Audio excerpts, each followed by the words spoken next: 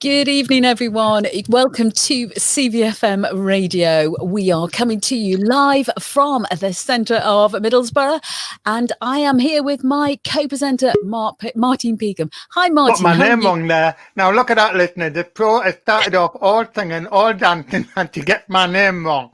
Right. Anyway, this is Martin Peakham, co-presenter. What's the name? Anne Woodcock or something. Everybody, check this out. I'm at CVFM Radio Towers, and I am coming to you straight from the media room. And I just feel like I'm about to read the news or something. Do you think I should become a newsreader?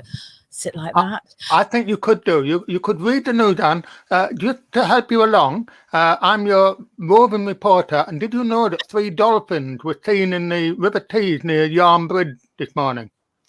Fantastic. Oh, how wonderful is that? How far up the River Tees is that? Well, it's quite a way, but remember it's April Fool's Day. Oh, well, talking of April Fools, we have just got... Got you. Our first guest, we actually did say to him that he was live. This was 10 minutes ago, and the poor man, honestly, he was like, "Can you hear me? Can you hear me? Okay?" And I was like, "Oh, you're live on CVFM Radio," and obviously he wasn't. So we're going to be, Richard Wade is actually sitting out in in his car. I think he's in Manchester somewhere. So we're going to have Richard on, and I am just going to make you a little bit bigger, Martin. Who else have we got on the show this evening? We've got the wonderful Alison Trelfa, who everybody remembers the lockdown song. So I'm just wondering whether she's now got the out of lockdown song, or we're moving on from there. And we've also got some guy who, is his name Idrees Rashid or something? Is he got something to do with CVFM?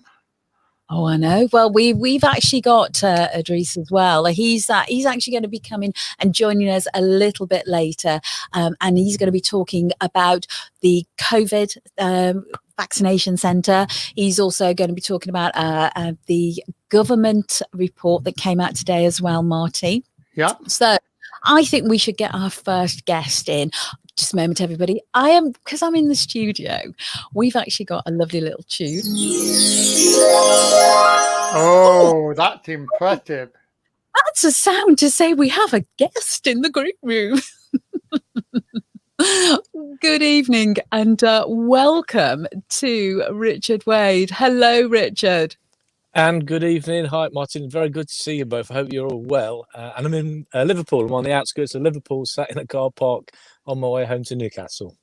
Dare I say that if you're sat in Liverpool in a car park, you might need to check your hubcap before you leave?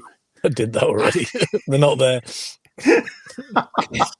I just say I'm from Stoke. I sound like a Liverpoolian. I love Liverpool. I went there with Ellie Lowther for the National Diversity Award. Fabulous place. So, Richard, tell us a little bit about, you're sitting there in Liverpool. What have you been up to today then?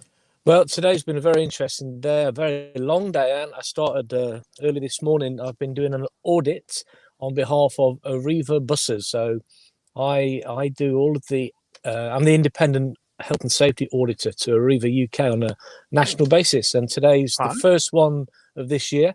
And we've got another 50 lined up until the 14th of December. So they keep me plenty busy. But it's great. It's been a fantastic day.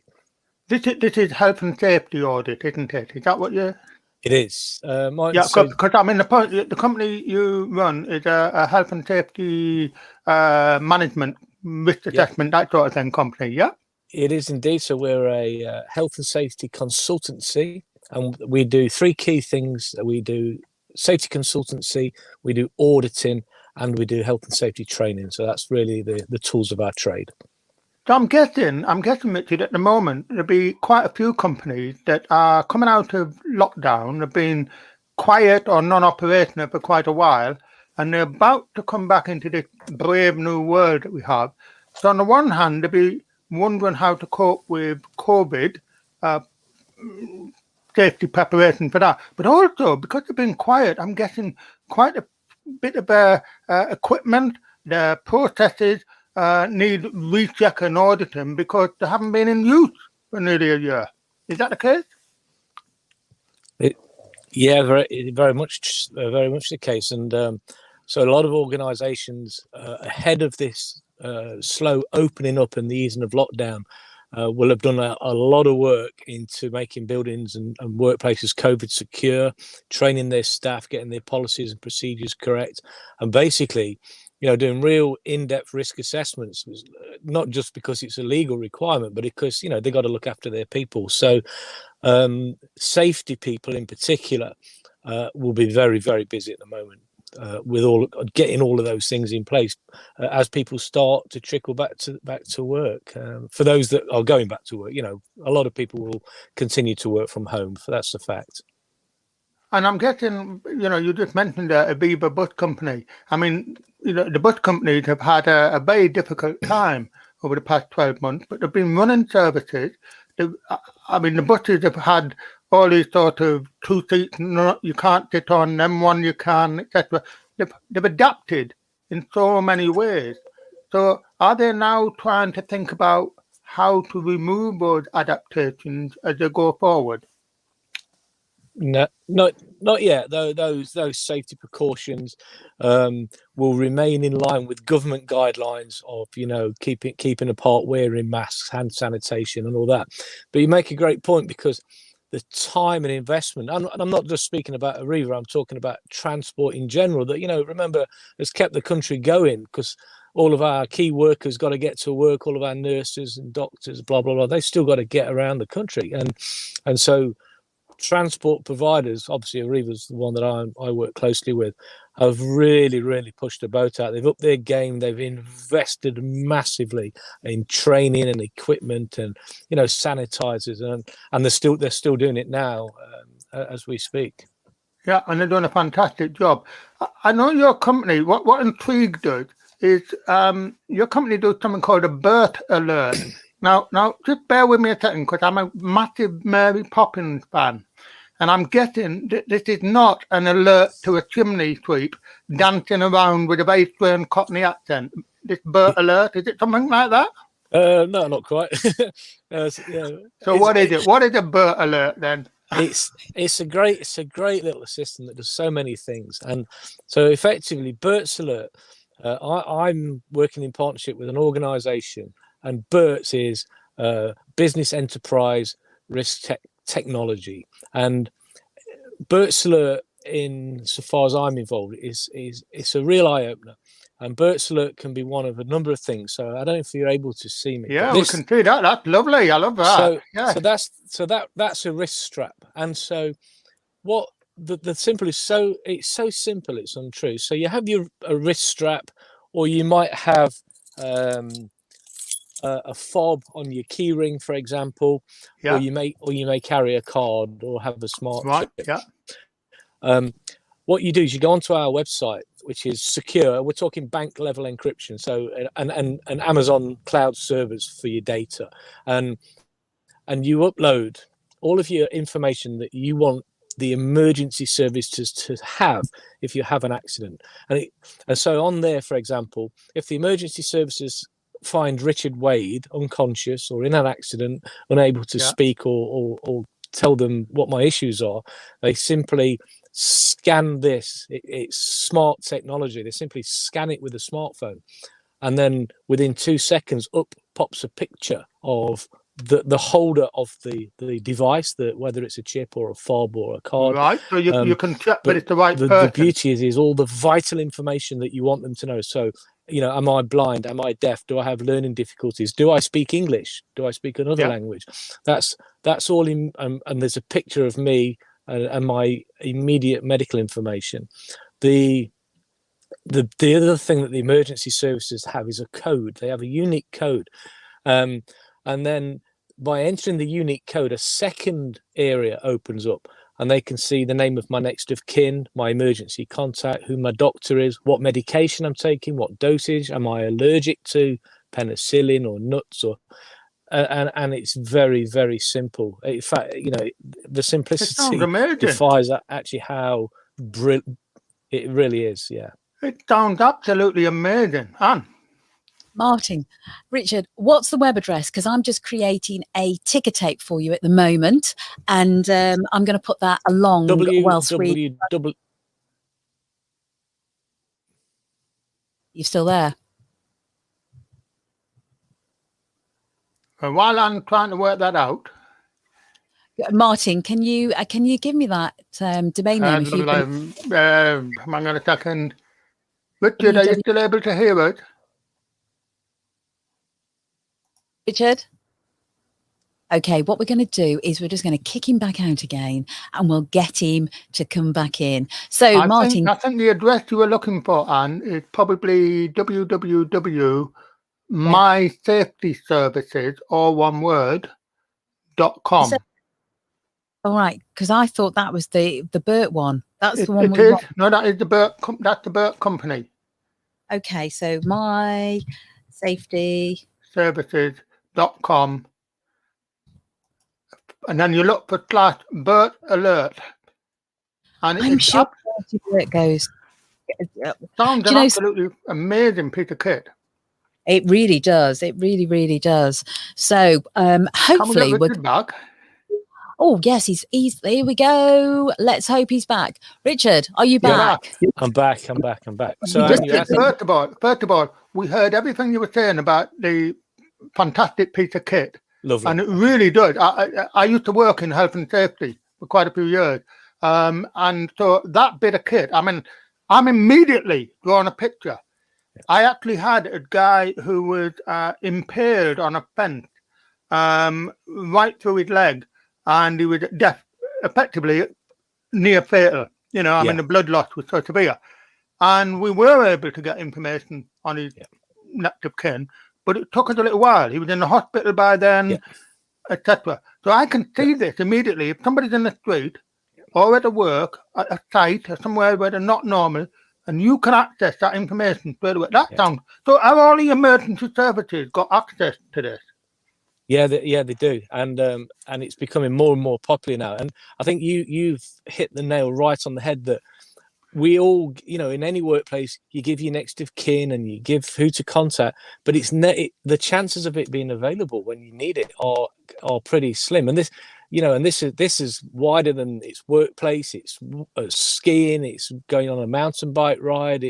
It's all of those things that are likely to cause an accident. And that's when you need it. I think you asked me for the web address a minute ago. I don't know if you heard what I said, but it was very simply, it's mysafetyservices.com, www.mysafetyservices.com. And there's loads of information and a video there, and of course a link to where it can be purchased. And of course, that's the other beauty, if I may get in. Currently, it's only £20 a year. And it's got so many uses. It's got so many uses. You can... it not only if you think a bit wider than a medical emergency, so at the point where I'm uploading all my information, well, I can scan my NHS COVID information. There's my COVID passport all of a sudden. Or later on in the year when we're allowed to travel and we're going to go on holiday, well, I can upload a copy of my passport. I can upload my glasses prescription, my medication prescription. It's got so many more uses, but the key thing is, it's so simple, it's wearable, it's very robust. You know, we've even got chips that you can sew into clothing.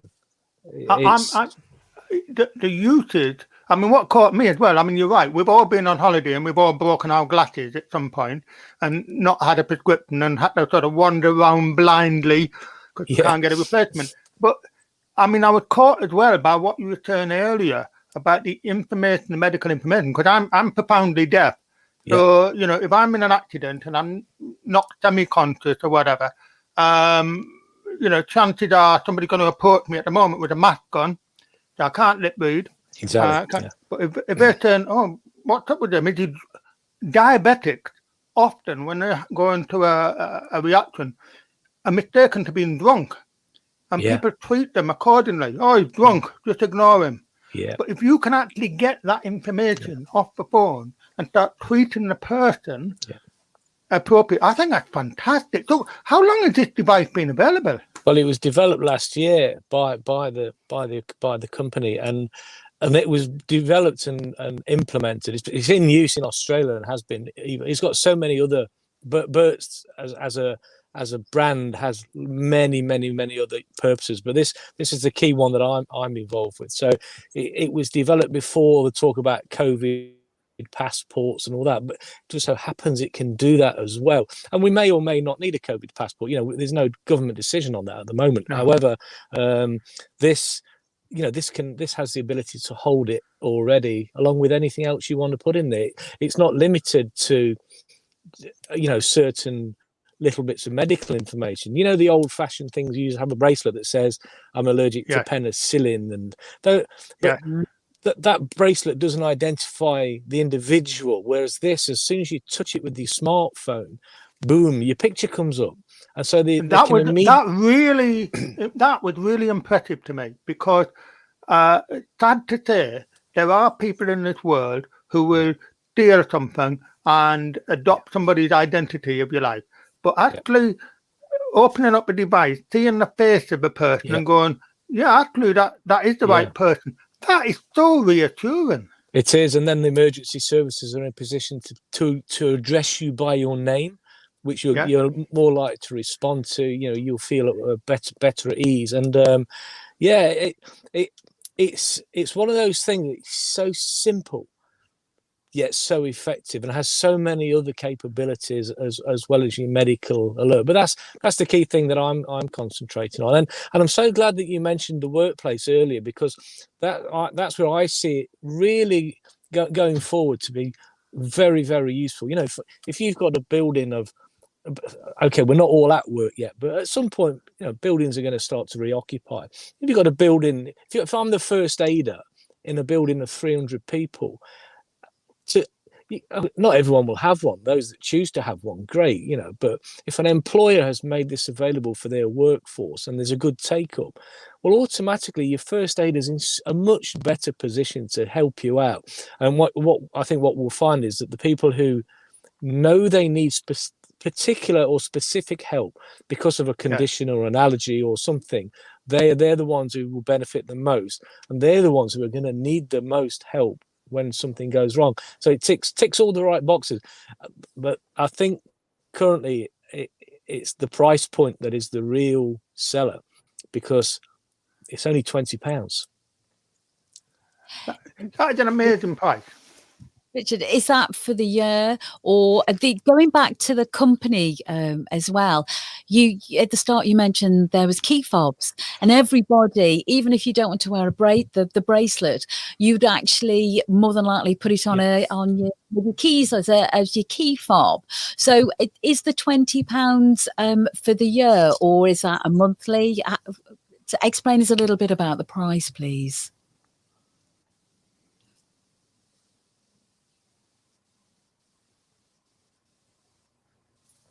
Did you get that, Richard? Yeah. It's an annual subscription, and for that, currently you get the bracelet, the key fob, and you get you get like a credit card as well, and it does all of those things. And there's other things available. There's other things out there that do a similar type of thing. There's one that's been developed, and it's been promoted by some fairly serious, famous names in the football world. But it's an app, and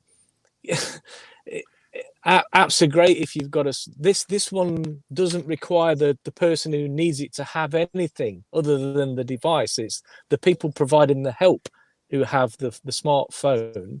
And that's the beauty of it. You don't need a smartphone.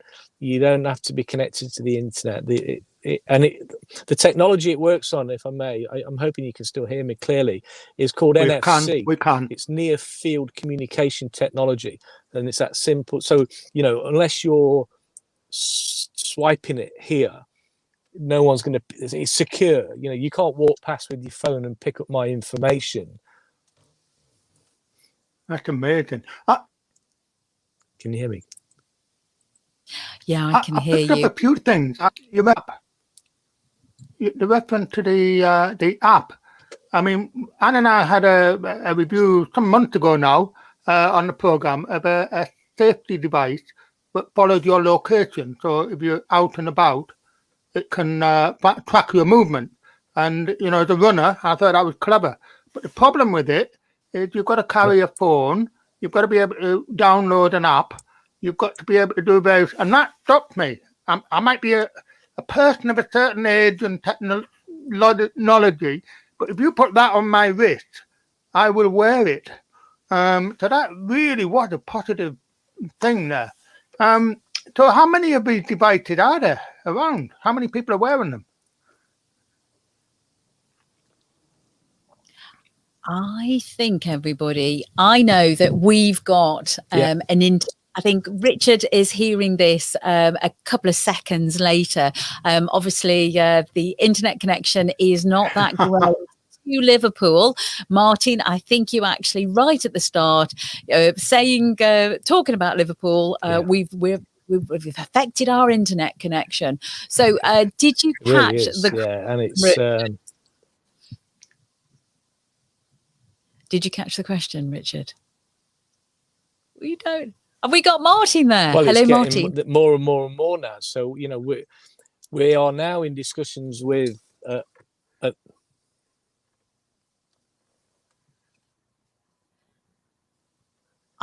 you know something, Martin? I think we need to get Richard back on another time. Do you? Yeah, absolutely. We might even get him into the studio now. We're sort of opening up. So what we're going to do is I'm going to get Richard back in. I'm going to say we are going to get him back. Oh, he's disappeared. Listeners, the connection, obviously, this is Richard. He's very kindly come to us from his car. Because obviously he's out and about working across the UK. But what did you think of that device, Martin? I think that was amazing. I mean, so many resonances in a workplace health and safety context. I'd be almost saying all my workforce, you know, I'd like you all to wear this. You can't insist, but I can certainly see people with medical conditions. Because I'm always nervous about when somebody collapses in the street, and we've been there, we've seen it. And you know, do you want to go looking for this wristwatch, bracelet? Sometimes it's a tag on them, and it doesn't tell me anything. But if emergency services go right, hang on, scan, and now they know my name. Hello, Martin. Oh, click. That was amazing. I really. This is. I wasn't expecting that this evening. It's fantastic. What a great person. And you know something? He's come back in. We're going to say goodbye to Richard. Richard, we are going to say goodbye to you. We're going to get you to come back in. I don't know if you heard anything that Martin's just said, but we just think you're amazing. So amazing. This is one of the best things that I've heard in years. I can tell you that now. Nice one. Thank you. I had visions in the workplace, in people collapsing in the street and all that. It worked. So really, really, really, I think we need to probably, if you are willing, get you back on the show in the studio sometime and have a good chat about this. And in the meantime, I'll probably be heading off to that website to find out how I can sign up. So we're going to say goodbye to you, Richard. Thank you so much and have a safe journey back home. Have a safe journey. Goodbye, Richard. I don't think he's got a chance to even say goodbye. Okay, so listeners, thank you so much for tuning in to CVFM Radio. We're coming to you live from Middlesbrough. Now, going on about, we're talking about obviously the bracelets, etc., and you're going to be able to put your COVID and everything on there. Now, we also have sitting in the green room, just a minute. Oh, gosh, the technology, he's smiling at doing that as well. So we've got Idrees and Martin. Just introduce Idrees for us, the award-winning Idrees. Probably one of the most influential men in Middlesbrough at the moment. Fantastic guy, really friendly. The boss, and I'm not just talking up to him because he's the boss of the radio station. He really is a great guy. So ladies and gentlemen, if you don't know him, this is Idrees Rashid. Hi, Idrees. Hello, Idrees. Oh my goodness! You need to switch your microphone on, Idrees. Yeah, you're on. Oh no, I've unmuted him. I'm so sorry, Idrees. We just had you on mute, kid. Thank you for that wonderful introduction, Martin. That's so kind of you. You don't have to. I'll pay you later. That's okay. Thank you for giving the opportunity to be part of your great show. I'm a big fan of the community show. It's so nice to be on it today, and thank you for the invitation to the lovely Anne. She looks like a news anchor today. Well, I tell you one thing, I'm actually working out whether to put my hands on the desk or underneath the desk. So I'm absolutely loving this studio, and I know, Idrees, that you have actually been the person behind this. So just the facilities that we've got at CVFM Radio, a huge thank you, not only from myself, but from everybody who was part of CVFM Radio, all the presenters, because this is just fabulous. Yeah, it's something new that we've developed over the last several months, and we are trying to spread our wings a little bit into the community further as well. We've got things in the pipeline for a satellite studio in East Middlesbrough as well. We've developed something with one of the mosques as well in terms of the stuff that we're doing for Ramadan. So it's about having a presence in different communities and giving a platform and a voice to all of the communities, as it were. But yeah, it's great that you like it and you're making good use of it as well. And we're going to have, hopefully, Martin's going to be coming into the studio and sitting next to me. So it's going to be a bit like ITV Breakfast News. Can I be Piers Morgan? Yeah, you are Piers Morgan, but can obviously you're in the studio and I hope every so often. No, but you can actually, I can actually just sit there looking and having a smile on my face. Yeah, I'll try and look glamorous, but purely because you are Mr. Anchorman. But Idrees, can you just tell the listeners when Ramadan is and a little bit about what's actually going to be happening with CVFM Radio, please, during that time? Yeah, so Ramadan Radio, as it were, has been coming to Middlesbrough for about 20 plus years, I think about 22, 23 years. So this particular broadcast predates CVFM by a good, 12, 13 years.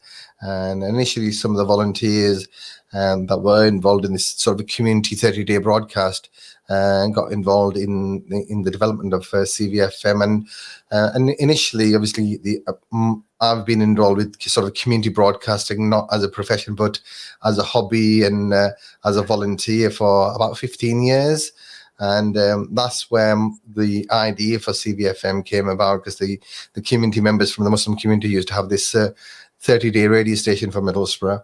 And I used to do a program on there. We used to get sort of counsellors and community workers and different communities on there. So I'm thinking, and lots of other people who were on that particular platform were like, why can't we have this throughout the year and have a permanent community station? And several years later, Ofcom, or the Radio Authority at that time, were inviting applications for community radio licenses. And so that's when that's how CVFM, or Community Voice, came about 12 years ago, as a result of our interaction and my volunteering with that 30-day license. And so as part of our sort of social commitment and in terms of diversity of the radio station and having different voices throughout the year, and Ramadan broadcast is our commitment to that particular community that we worked with since the start of CVFM in 2009. That was absolutely fascinating, because my introduction to CVFM was being effectively nabbed by somebody called Anne Woodcock and told to sit in front of a microphone. I didn't know it had such a long and fascinating history.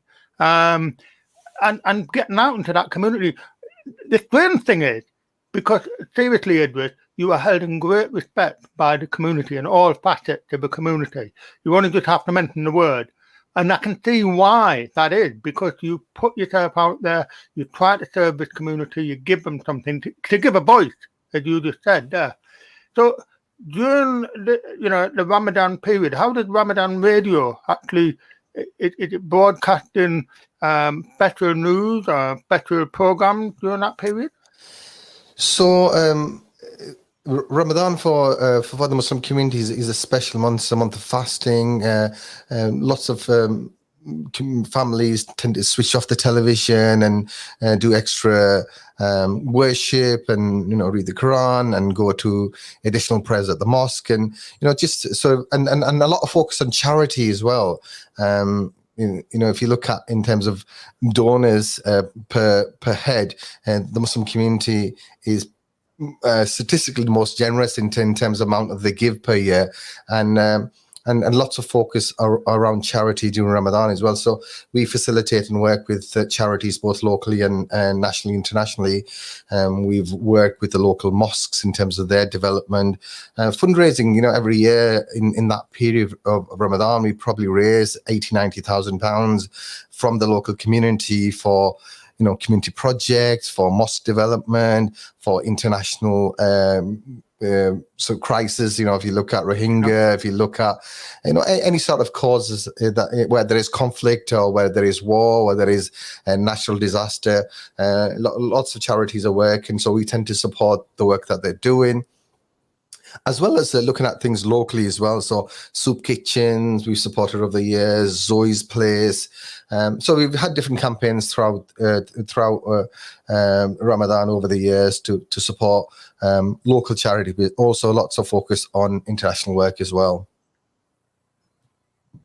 And when how big is this community? How big is your broadcasting? How many people are you broadcasting to? So obviously with the community radio, we aren't as part of the national listening figures by a company called Raja. But from our own research and from the calls and from the donations that are coming in, we estimate around about 8,000 to 10,000 listeners during the Ramadan period. And it does have, obviously, because you're catering for one segment of the community at that time, you tend to have a really peak in listenership as well. Yeah. Where other programs, for example, on CVFM, you might have. For example, we used to have a program for the Sri Lankan community, and I used to the lady that used to do it in Tamil language, and there's only about 50 or 60 families in the Tees Valley area. So for us to say, okay, for us to say, okay, well, it's not a massive demographic, but it's about having a voice for that particular community. So even though it's maybe an hour a week, it's something that connects them with their language, with their culture.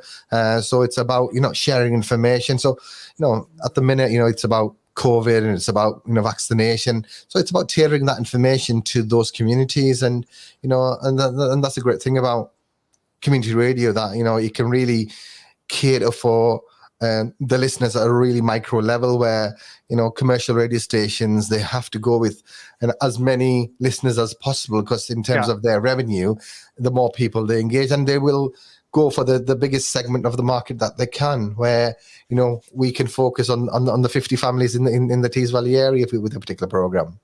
And that is an absolutely essential service, because if you're one of those families, not only do you want to know about your own culture and your own community, but actually you might be cut off from wider news because of language and cultural barriers and everything else. You may be cut off from it. So particularly at the moment with this COVID situation, I'm guessing the station has had a major impact in actually reaching out to communities in the local area and telling them what's going on and allaying their fears, I would imagine. Yeah, definitely. So we've got programs in different languages that are catering for different communities. And obviously over the last 12 months, it's been really difficult because a lot of the volunteers are now, hence why we think doing things remotely now as well. But it's important that we continue to feed that information and reassure the community, and especially around initially the lockdown situation, and then obviously, trying to keep people safe, and now with the vaccination program. So it's about ensuring that our communities get information which is accurate, because there is lots of misinformation, lots of conspiracies out there around the COVID-19, around the vaccination. So it's important that they get local information from trusted sources which they can rely on. Yeah, I mean, sorry, Anne. And recently, Idrees, as well, you are actually coming live from the football stadium, talking, actually having your COVID vaccination. Tell us a little bit about that. So as part of our work with the Middlesbrough Council's COVID Champion, there's about 40 organisations or individuals that link in with Middlesbrough Council's public health team, and they are the COVID Champions. So we've got people from the Chinese community, people that work with refugee and asylum seekers, gypsy and traveller communities, so older people, younger people, so across the different demographics. And the champions really work with the local authority and get content and get information, get news, and sort of digest that and then disseminate that to their service users and their communities. So CVFM Radios has sort of played an instrumental role in that particular process to both make our resources available in terms of the studio for recording short video clips, but also sharing that content as well through on air, but also through our social media channels and WhatsApp groups and the like. So yeah, it's important that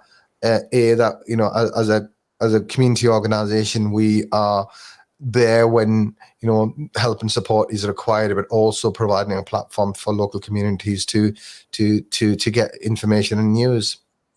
So I've got to ask you, Idrees, because I've had my first vaccination. How did your vaccination go?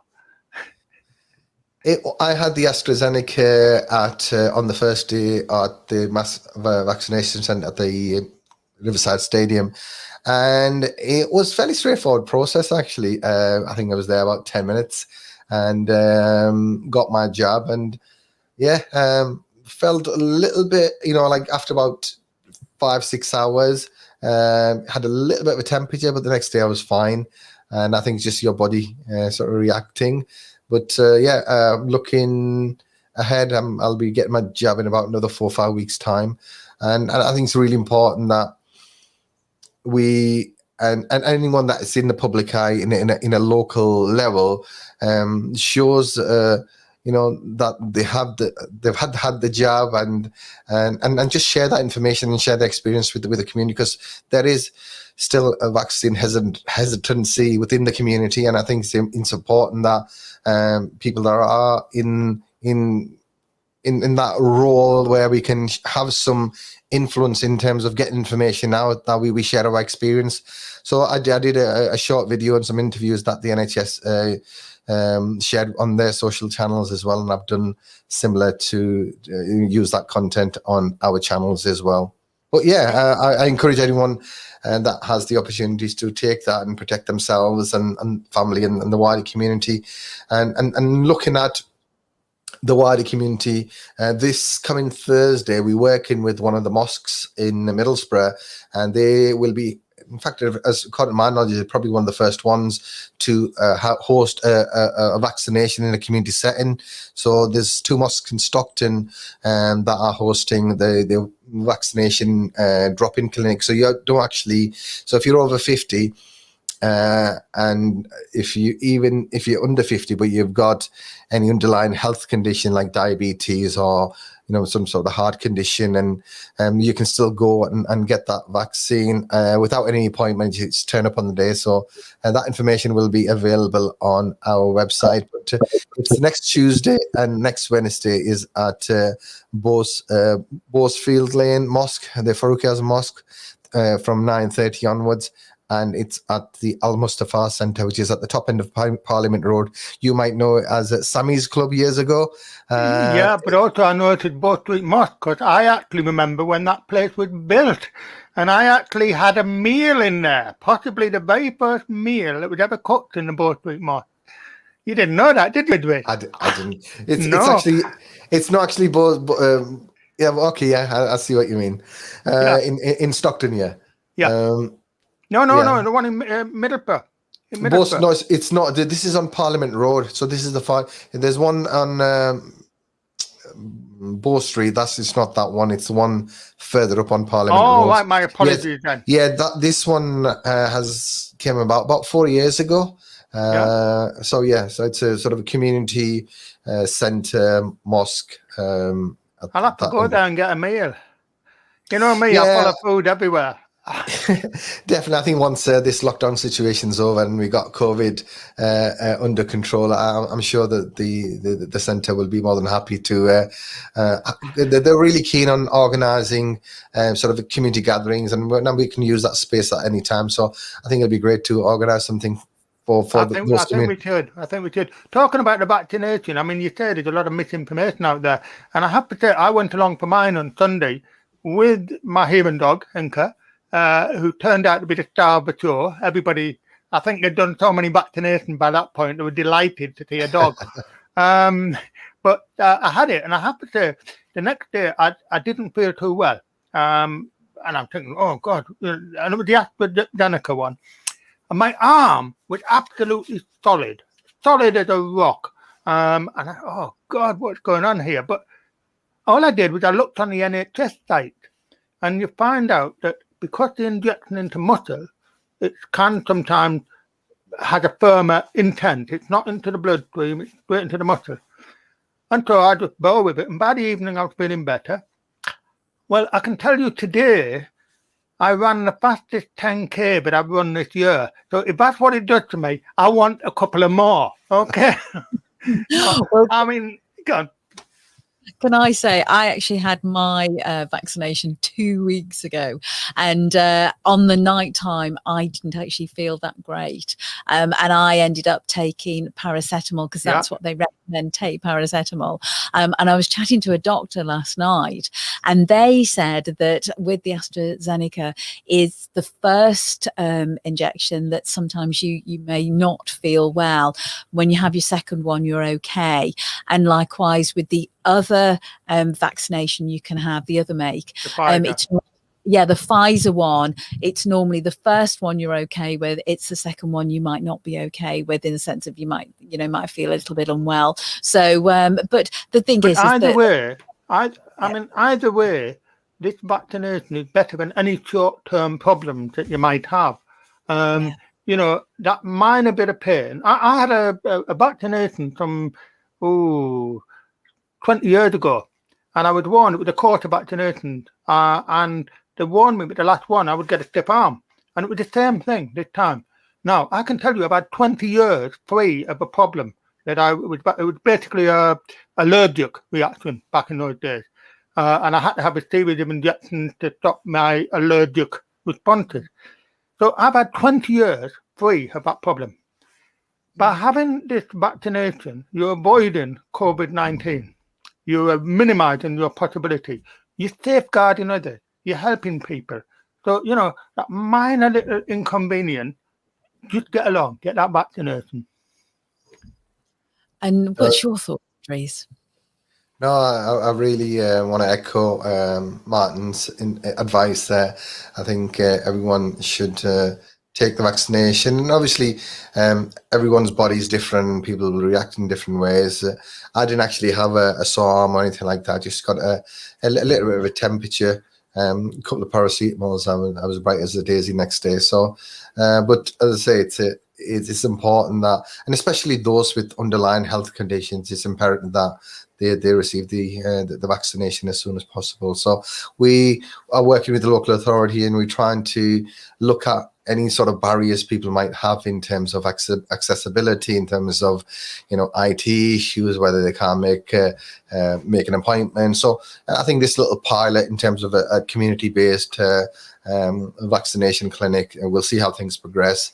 But you know, they'll be in the middle of spread. It's open to everyone, but we do have a particular focus, because in terms of some of the figures that are coming back, certain communities, and those are linked to sort of health inequalities as well, because if you look at, you know, Gypsy, Roma, tribal communities, if you look at asylum seekers, refugees, I'm going to say BAME communities, and BAME is... I was going to say, we had to get around to this one tonight, Idrees. We've got to. But people from ethnic minorities, and I'm sure we can have this debate over whether the Irish community is an ethnic minority in Middlesbrough. I'm sure they are. What about the Hungarians? Yeah, definitely. Yeah. Actually, I was speaking to they're from the Polish community here. They're probably listening in as a gentleman that came in and did a bit of painting over the weekend here in this office while we were doing a bit of work, and he was quite fascinated about the radio station, and he said, "Oh, I didn't know you were here." And he said, "I will listen in," and I'm having conversation, and he said there's quite a bit of a Polish community in Middlesbrough, in the Teesside area, and we used to have a Polish program maybe about 4 or 5 years ago, and I'm having chat with some of the community members. You need to get it back, Idrees. Not only do you need to get it back, but I'm telling you, you need to go to a cafe near Middlesbrough Town Hall. I think it's called Mannequin or something. It's a Polish cafe near the town hall. They serve some of the most fantastic food I have ever eaten. It's genuine, made by Polish people, served by Polish people, and it's absolutely gorgeous. So, next time we want to broadcast for your Polish program from there, and I'm volunteering. And I'm coming as well. Definitely, yeah. So I'm in discussion with some of those community members, and we'll definitely provide an opportunity and some airtime and training and everything else that goes with it to ensure that they've got some time to share the lovely music and their culture and their food and everything else that goes with it. And we're talking about people from different backgrounds, and I feel here and not so much in the last 13 months whilst we have had the pandemic, but generally speaking, we do have a really diverse bunch of people. So we've got some asylum seeker refugee volunteers, and we've got Teesside Tony, for example, born and bred in Middlesbrough, and him interacting with some of the new migrants and breaking the barriers and having a discussion about different things. And I think this is what community radio is about. It seemed to have gone into the dark. I don't know have you switched the camera off, Idrees? Yeah. I think that camera is saying that I've had enough for you. I'll put it back on. But it's about providing a platform for discussion and dialogue and breaking down some of the community barriers that exist sometimes. What I'm minded of, Idrees, is that Middlesbrough has always been built on immigrants. Anybody that says otherwise, wrong. Right from the beginning, it brought in Welsh, Scottish, Irish, people from East Anglia, German, with the founding fathers. And I think Middlesbrough has, by and large, had a community which has come together. There have been isolated incidents over the years of tension between these communities. But, as we get more and more diverse, the community, a community radio like this, broadcasting all the different aspects of it, it's absolutely crucial. So I've got to ask you the question. BAME, B-A-M-E, will you use it? Why? I had a little look into this because I was fascinated by this recommendation that we stop using it, because I've always had a struggle using it. I talk about people, individuals. I've never had a thing where I categorize people, because if I did, I would be categorized as deaf and dumb, because that's how the deaf used to be categorized. And so I've never categorized in that way. And I had a look into it, and I find that the term came about in the 1970s, almost like a government categorization, because they categorized black people, and then they realized we're missing out the Asian people, so they said black and Asian. And then they thought, oh, crikey, there's a whole load of other people out there. There's Polish, Hungarian, Australian, all sorts. I mean, go down to Earl's Court, and there's a whole load of Australian. So it became black and minority. And that was to categorize people. Now, I personally have never used it, because I think categorization creates barriers rather than remove them. So I'm fascinated to get your intake into, what do you think about the recommendation we should stop using BAME? I think with each different flavour of government that comes in, there's always going to be acronyms and classifications and categories and groups that they're going to put communities in, and especially when you're talking about inequalities and when you're talking about, you know, the socioeconomic status of these different groups, and some of the interventions that government policy tries to address some of these issues. So you're always going to have classifications and how they group people, but I'm a bit uncomfortable in terms of lumping everyone together, because even with, you know, initially when I started working in this field, it was BME, Black Minority Ethnic, and then BAME came about with the addition of Asian, and then later on you had BAME with the refugees being added to it. So you can have this, one.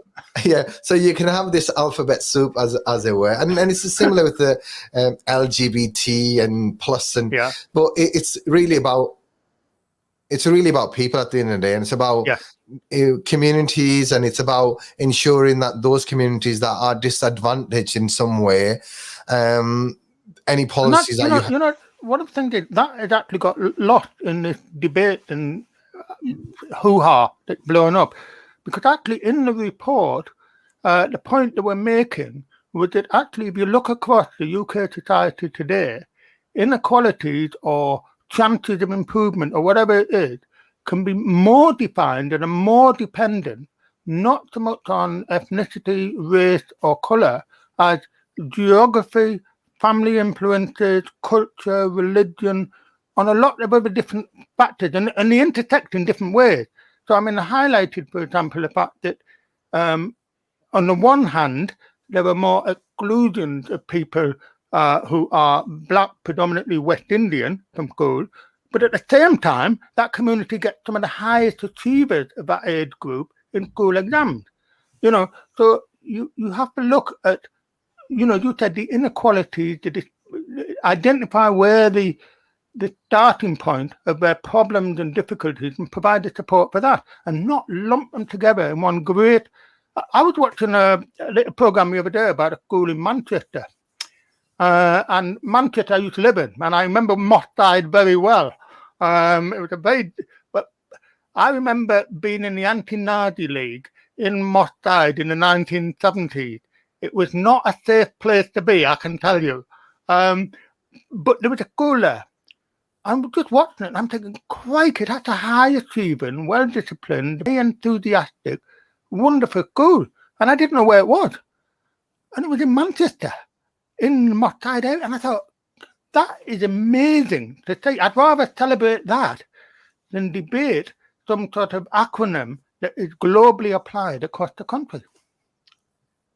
Yeah, and as I said earlier, I'm not fond of acronyms, but I think sometimes they are required. I don't think they need to be communicated to the wider community, as long as civil servants or those working in government or local government are using them to identify, you know, any sort of barriers these communities might have in terms. And if you look at in terms of access to the vaccine, or, you know. Yep. Health inequalities and diabetes and all these different things that disproportionately impact different communities. So if you look at diabetes, for example, compared to yourself, someone from a South Asian community is 6 to 7 times more likely to be suffering from type 2 diabetes. So we need some sort of intervention from the public health or the health authorities, NHS, to ensure that we level up the field and look at the issues and work upstream, you know, before they develop the conditions, whether it's their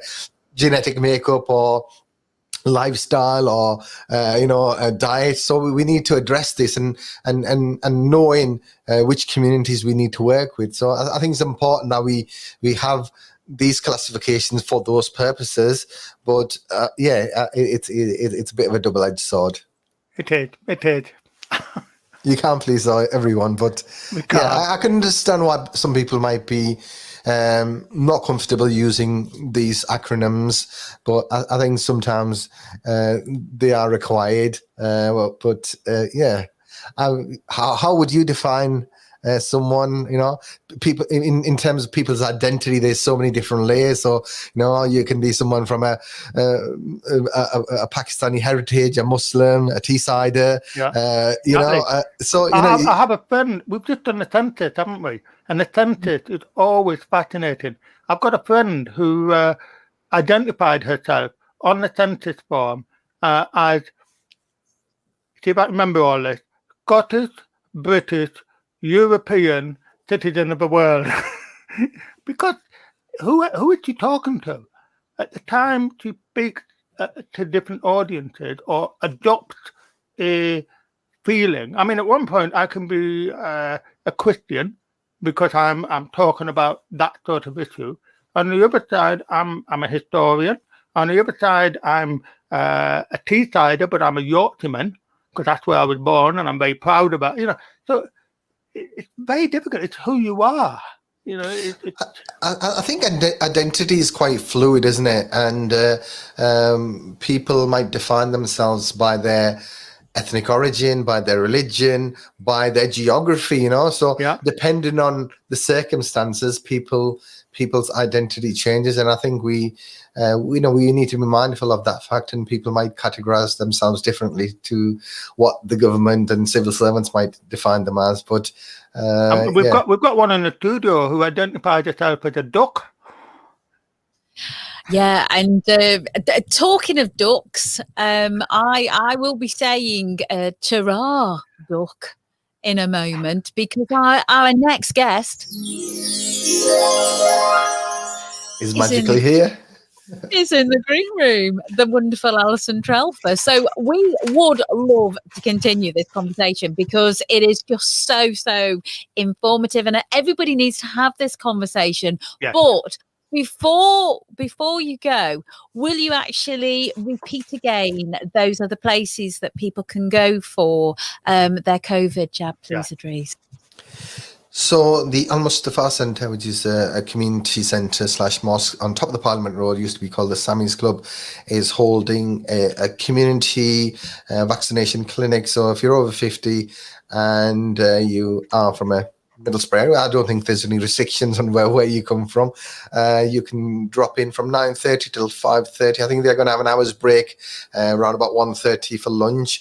But yeah, it's open to everyone. But obviously they've got a particular focus on people from that area and those communities that particular mosque says, but it's open to everyone.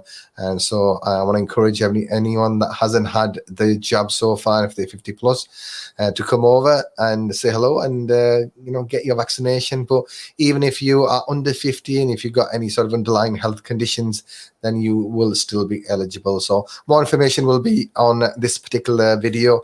I'll send that to Anne and she can edit the video and post it on here for us. And also as well, Idrees, we that's actually next Thursday. I'm just going to drop Martin out of the screen. I've just removed him because poor Martin has got cramps, so he's had to stand up. So the I just want to repeat, you did say cramps, didn't you? He's got cramp in his leg. I'm laughing because I can actually see what he's doing at the moment. My wonderful co-presenter. So, but Idrees, the vaccinations, it's next Thursday, isn't it? Did you say? Yeah, that's correct. Next Thursday from 9:30 till 5:30. Al Mustafa Centre, Parliament Road. That's the top end of Parliament Road, the old Sammy's Club. So I believe you got Alison in the green room as well now. And add her in there. Oh, there we go. Hello, Alison. How are you? Oh, Alison. Oh, I've got her on mute. I keep putting everybody on mute. Hello, Alison. How are you, my lovely? Hello, I'm fine. How are you? I'm well, thank you. It is so wonderful to actually have you back on the show because the last time you came onto the show was last September, and Glenda was actually having her head shaved off. Oh my word! Yeah, and you came on to do a little bit of a support song. And since then, obviously, we've had the lockdown song, we've had the lockdown album. Just tell the listeners a little bit about what you've been up to during the third lockdown, the first lockdown, the second lockdown. Tell us a little bit, please. Well, I've been busier now than I've have ever been, because I set myself a target to release another album of 10 songs, and that's coming out on June the 14th. And I am busting a gut to try and get all that sorted. Obviously, the Lockdown EP is out there on iTunes and Spotify and Amazon Music, wherever you want to find it, any streaming platform, it's there. I've got some physical CDs, so when we're able to open up again, I'm thinking of maybe doing a couple of dates across the UK, because I've got myself a bit of a following now. I've got my own Facebook page, Alison Trelfa Music, and I've managed to get 3,161, I think, people following me now. Wow. And I think a few people have said that they would like me to perhaps come and do a concert somewhere. So that looks like it could be a thing. Well, it's just fantastic, purely because that was my favourite song of the. Well, it's still my favourite song. I can actually sing the words for you because I absolutely love the Lockdown song, and so does the Deputy Mayor, Anthony High Time. Right, okay, yeah. He loves it because again, high time when you do that bit. High time, just shoot what's mine. And do I sound like a super fan, everybody? But but also as well is that you've got your ukulele. Have you been playing the ukulele? Because the ukulele's, have you been? How's that been going? Well, obviously, because my fellow ukulele partner in crime lives in Blackpool, I haven't been able to see her at all.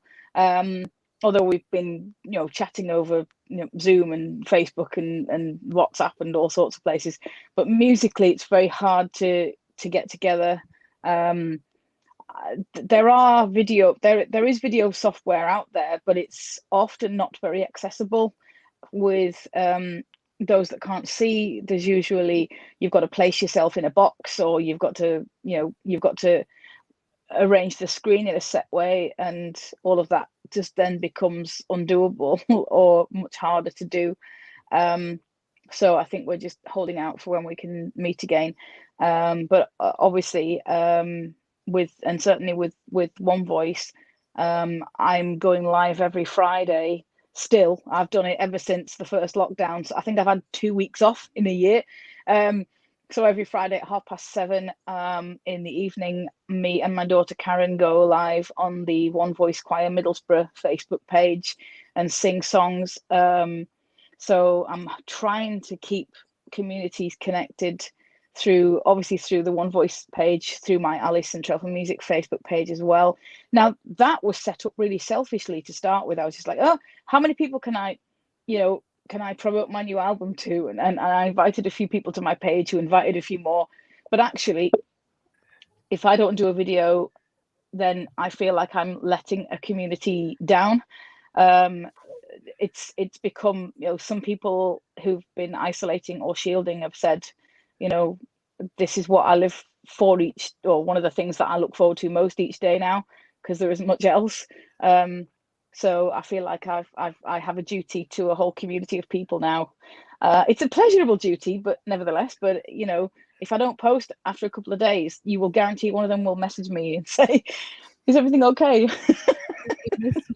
And Alison, I know with the One Voice Choir, when everybody goes there, it's just a lovely evening. But also as well, Alison, that there's food there, and people, you have something to eat. So not only are you having everybody singing, there's that community feel of like people are having something to, the food aspect as well, aren't they? Yeah, it's as much a social thing. I've had people come to us and say, this is the only hour and a half a week, or 2 hours, whatever it is, 2.5. No, it's 2.5. I can't think. Brain's gone. This is the only time in my week that I have to myself, because I have dependents, or I've got parents who are poorly, or I've got children who are poorly. children who've got problems, and this is my getaway, and I just have the chance to sing and then to actually chat to other people. There's a group of people from the hospital that come to us, and a large lot of them came at once because they were part of a breast cancer group.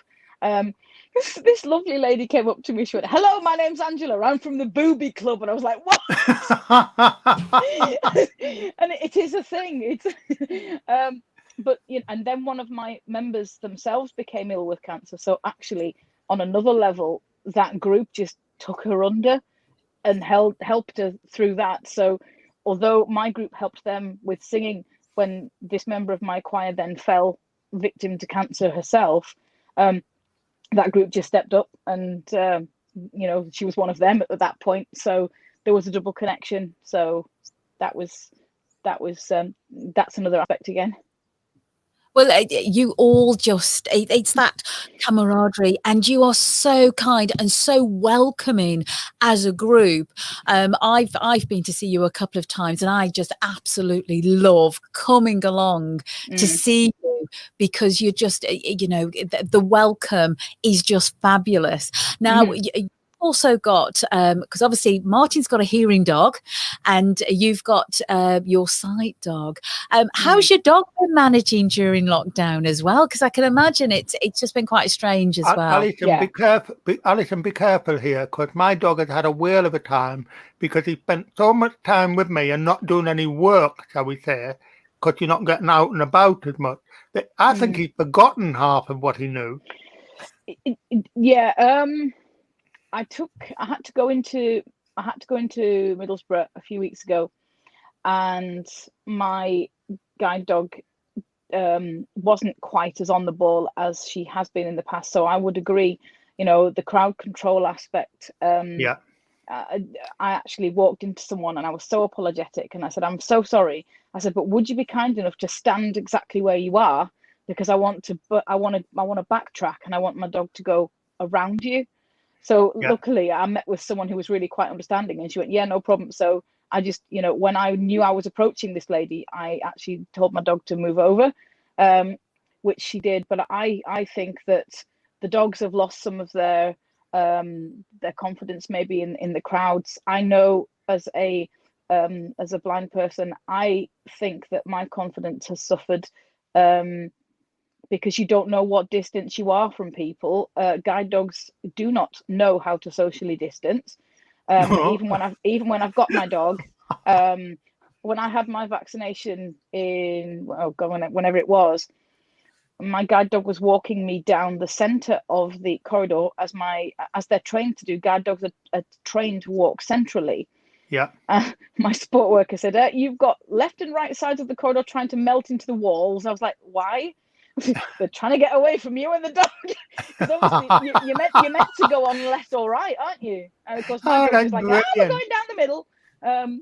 So yeah, it's posing problems because some of the rules that social distancing requires, guide dogs obviously didn't get the memo, because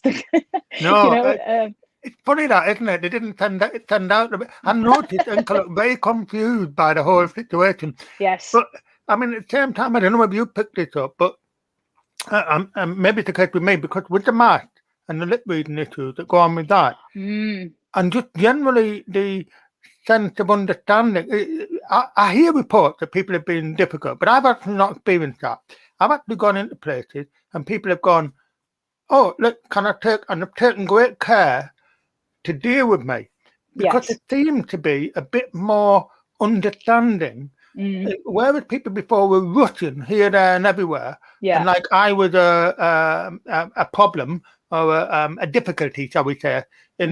So I need to get on. People have actually, because of they are concerned by what they can say and do, have become more understanding. And I don't know if you picked that up. Have you?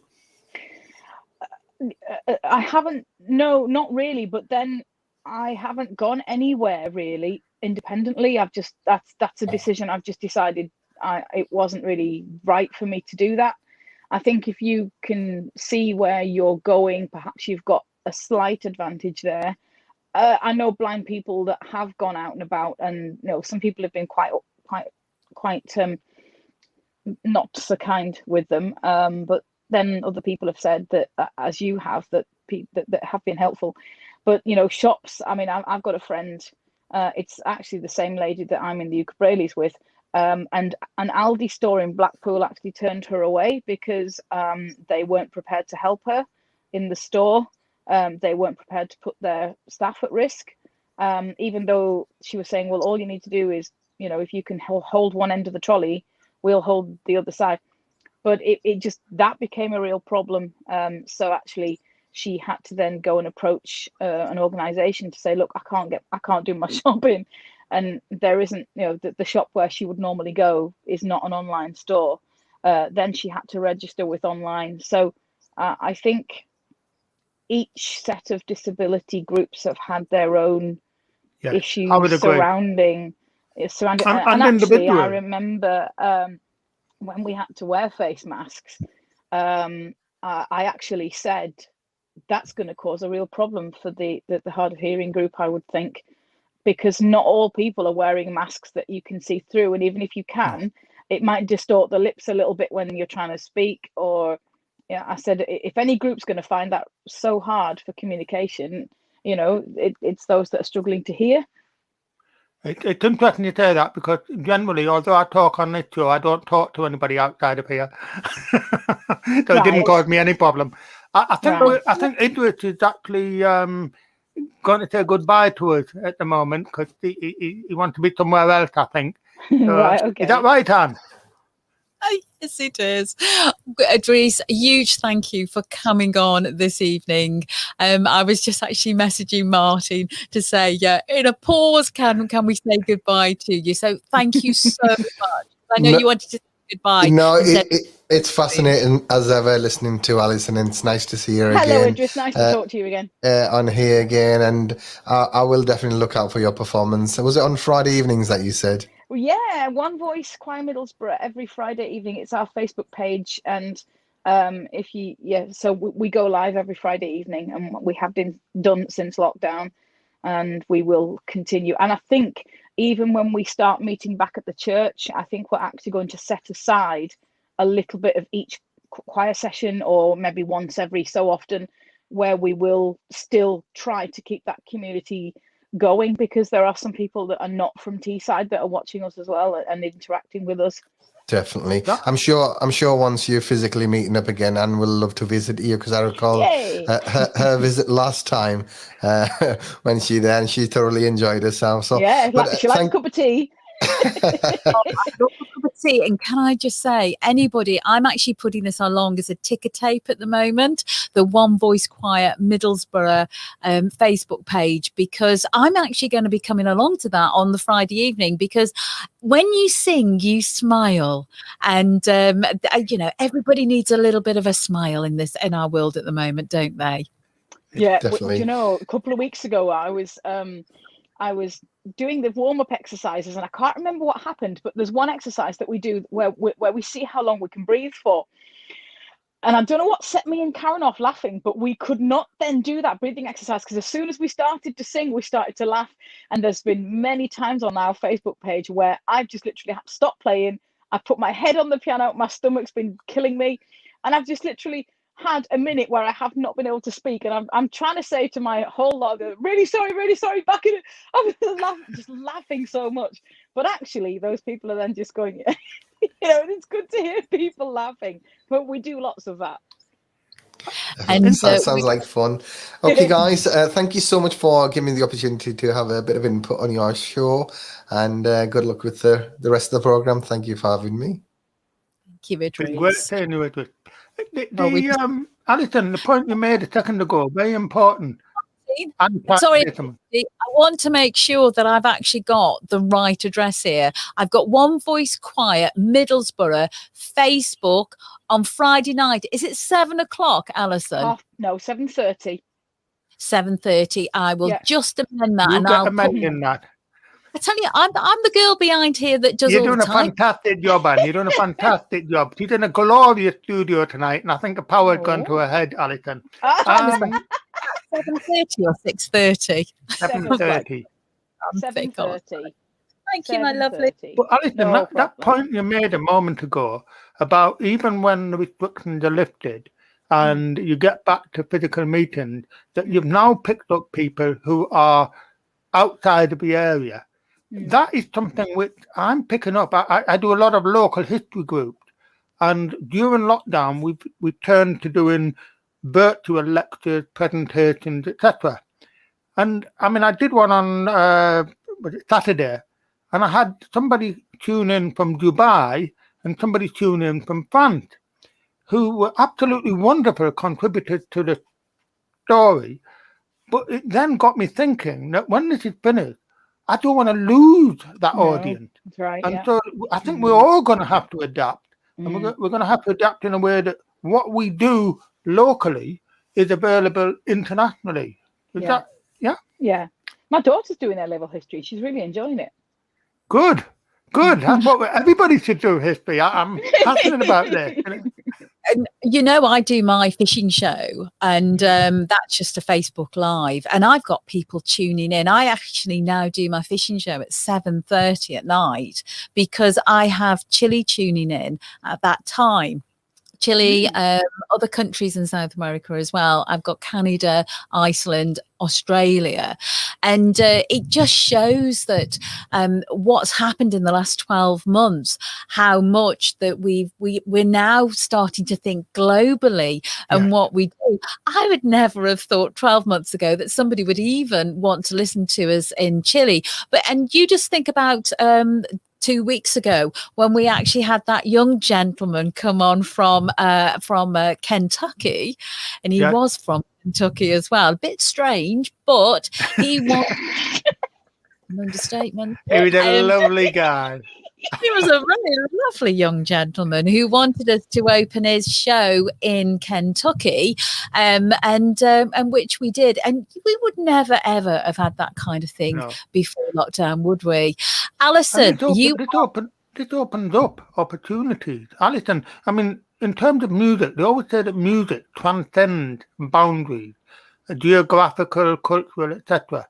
And there must be opportunities here that you can link up with people in different countries and share your music. I mean, time differences aside, I'm struggling with that one at the moment because I'm planning something in July which will link up Denver, Colorado, and possibly London and other places all at the same time. And I'm trying to find out what time at midnight or 1 a.m. I have to be awake and delivered. But it's true, isn't it? We can share musical renditions across boundaries. Yeah. Yeah. I mean, I could see you playing, ukulele group with a group in Greece and America all at the same time. Well, with music, it's more difficult because you can't get the same sense of togetherness, because as soon as you can get one person to play an instrument, but then the rest of you have to mute, let's say, if you're on Zoom. So in that respect, it's more difficult. I know the Grand Northern Ukulele Festival and other festivals across the globe have done their own shows. They've gone through YouTube or they've gone through Zoom or whatever. But I think, obviously, if there's a couple of you, for example, with me and Karen with the Facebook Live, it can work. But I think where you've got it isn't quite the same with music somehow, though. It has to be all we can do while there is nothing else. But I think ultimately music is much more a social, interactive thing, and any online service really doesn't allow for that in the same way. And Alison, I can see your wonderful piano next to you. And you've just said that you've got a new album coming out in June. Is that June or July? Yeah. June. Yeah. June. What date is it? Have we got a date? Yeah, it's the 14th. 14th of June. That's it. I'll remember that. And so, is there any chance we can get maybe just a couple of bars of one tune, or my favourite tune, Lockdown High Time? Well, Lockdown High Time is not on that album. One of the songs that I did, one second. I don't know Just how do well it'll work. Down High You Time. put Alison on the spot, Anne. That is disgraceful. Well, I'm gonna- Poor so- Alison. She's Hang on. struggling here. We love Alison. Hang on, Going hang on a to second. mute you, Martin, just for a moment. So, the song you like.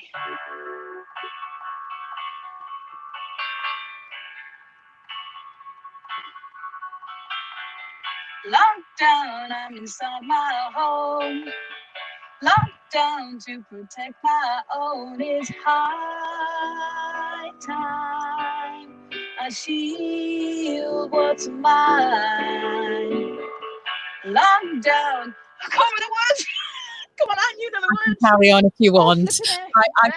Got a little drumming bit there as well. But Yeah. then Oh, I you've tell you, also you've got the we love chorus bit, you know. There's no use in laying down crying. Come on now, you gotta keep trying. In no time, we all will be flying. Parties in the streets with everybody invited. Yeah. I know. I'm sad, sorry. I I'm can't remember quite the words to my own song. well, do you know, it's because you've not sung it. No, I haven't. Oh, and it's because everybody's listening to it, Alison, on you know, you can buy just that song on iTunes, or you can buy the album, and the album it's only a couple of pounds. It is absolutely fabulous. Not that I'm a fan at all, but no, I'm a huge fan of what you do, and you know, you're just brilliant at everything you do. But when I've gone across to you know, One Voice Choir Middlesbrough, the joy on people's faces from that singing and your enthusiasm, it really does make a difference, Alison. Ah, thank you. It Well, that's really what we does. hope. Yeah, that's what we hope. You know, music is a powerful tool for mental health. That's been proved as well. Actually, I know that the opera, oh goodness gracious, National Opera, sorry, English National Opera, English National Opera. have also been working alongside patients who've got long COVID and helping them to get to grips with singing, because it helps with your breath control, and obviously for many who've got COVID, it's affected the lungs. Yeah. So, you know, singing has multiple benefits. Well, all kinds of music has lots of benefit, but singing also, not just for mental health, but the physical, the ability to actually to breathe better as well. Oh well, Well, Alison. it's made me feel a lot better just listening to you this evening. Oh, bless you. Oh, do you know, my love, we absolutely love you coming on to this show, and we can't wait till we've got you back in the studio with your guide dog as well, because it is an absolute treat. And summer's coming, and maybe we, you know, I still remember the day that Martin didn't turn up when we actually had not only a full studio, it was unbelievable the number of people that were in the studio. Well, you asked me to bring the choir, so I did. Yeah, you really did. Well, yes, I actually gave up my chair because I had a lovely lady sitting on my chair as well. So, and we had people around me, and it was fabulous. And we would love to do, you know, whether we're coming out to see you. Do you think you might be going back together in maybe the summertime, or what's your thoughts on that? I am positively optimistic, but I am not yet ready to put dates in my own mind, because we've got the children going back to school. Not everyone's been vaccinated. Infection rates could rise. We could end up going backwards. And obviously the church where we sing has a duty to its parishioners first, who go to the congregation, so it could be that the church hall is not as willing or isn't able to open up as soon as some buildings would be. So it could be, we've obviously got to be guided by what the church hall allows. Obviously, if the weather's nice, we can meet outside, which is something that we're certainly going to be doing. And I've kind of got a little bit of a project in mind. So we're going to do something which I've loosely called Sing in the Sun.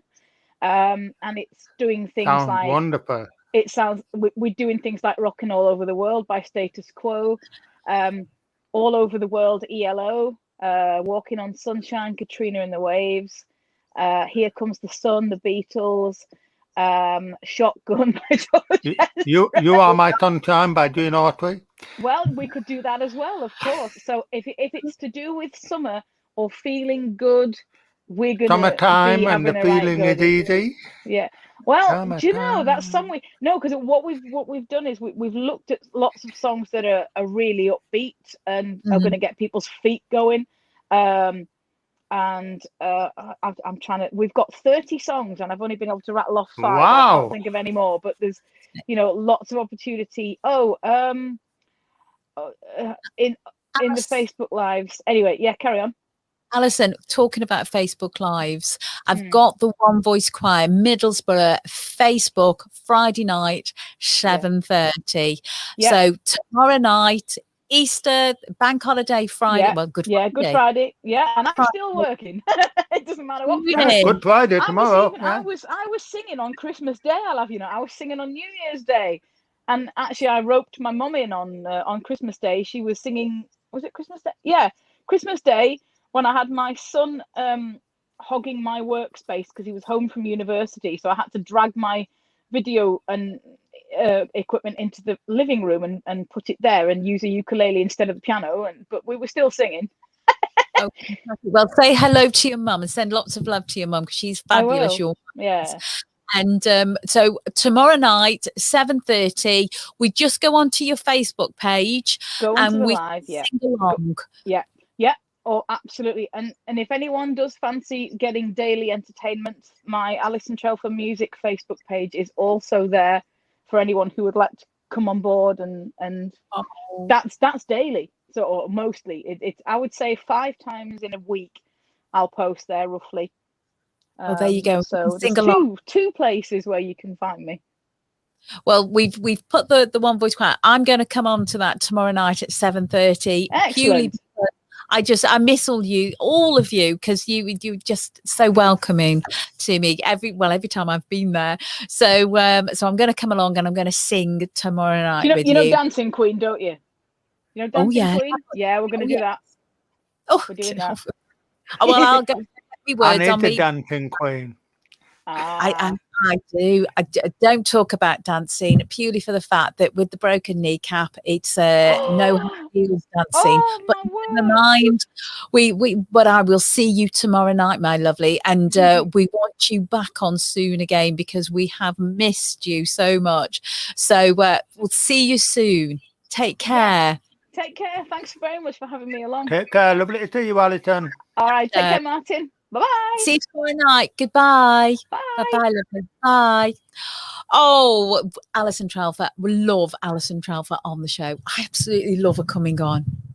She is amazing. Wonderful and full of, I loved the part that she was cautiously optimistic, sensibly, about when the group would be getting back together physically. But the whole point is she has embraced this time to say, look, how can I continue delivering this service and meeting people? And she's embraced the technology and done it.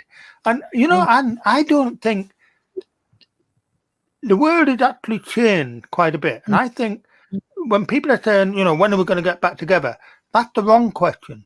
The right question is about how long are we going to maintain this newfound freedom that we've got of actually meeting over the internet, as well as, when the time is appropriate, meeting physically, because there's so many people that's now been embraced by this technology. It's a different world.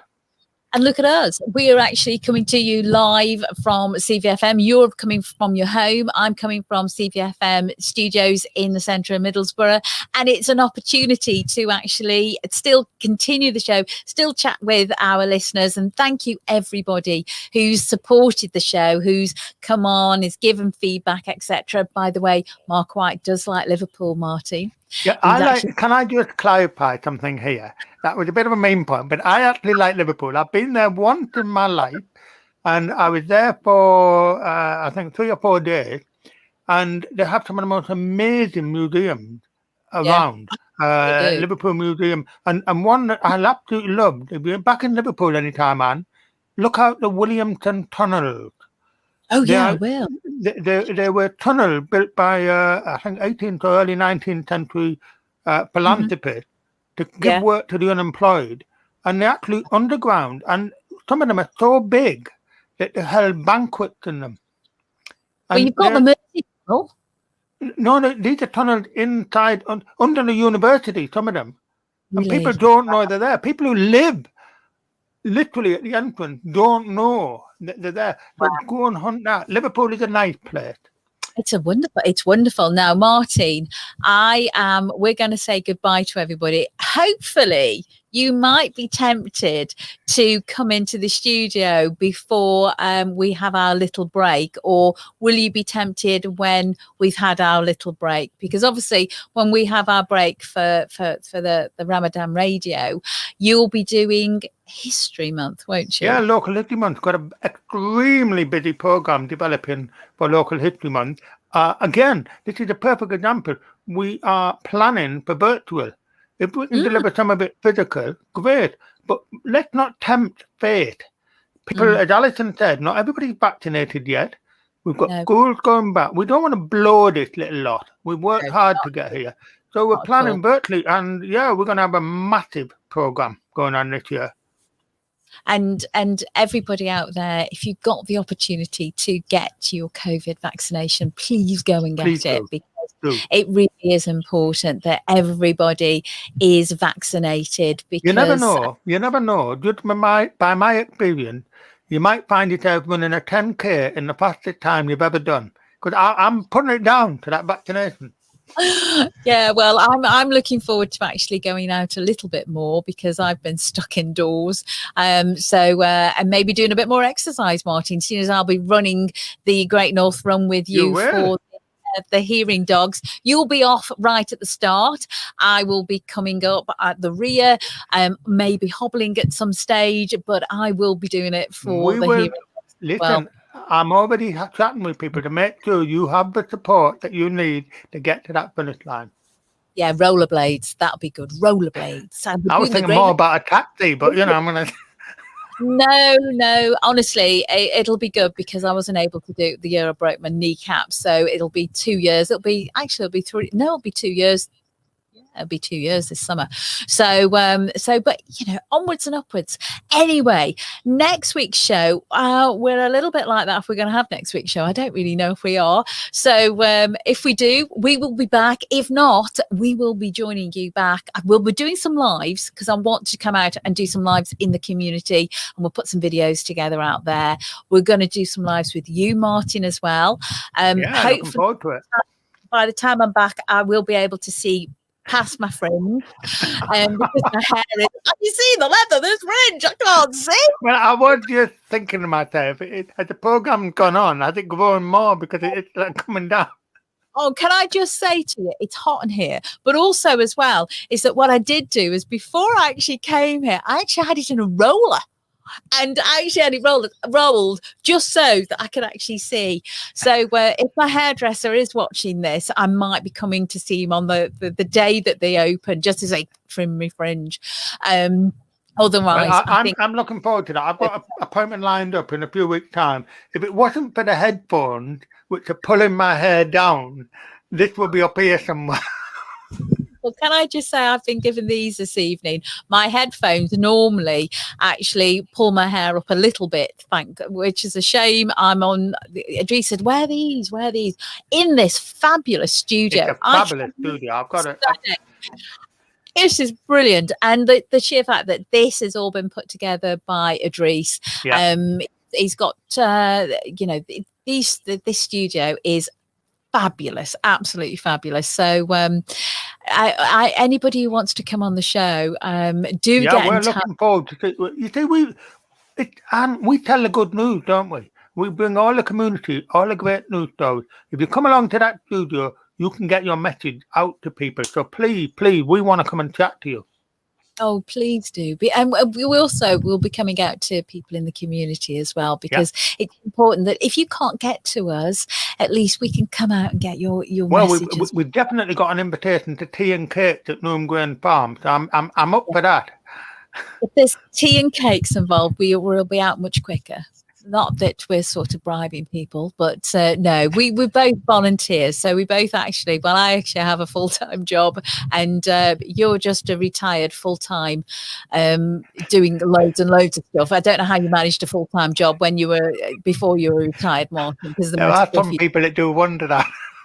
So if we can't get out to you on particular dates, it's only because we're actually working. But otherwise than that, we would love to hear your messages. Yes, we want to hear and tell those good news stories. Yeah, it's important.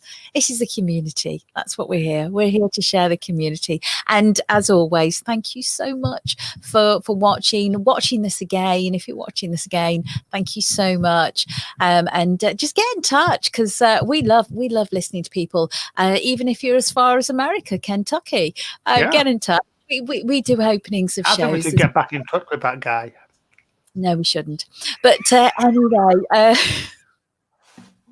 anyway, Dean Moore, he'll be having a comedy show coming on soon. So Dean Moore, get yourself onto his Facebook and go and get yourself onto his comedy show, because he'll be raising money for lots of charities. Can I give you an Easter egg joke?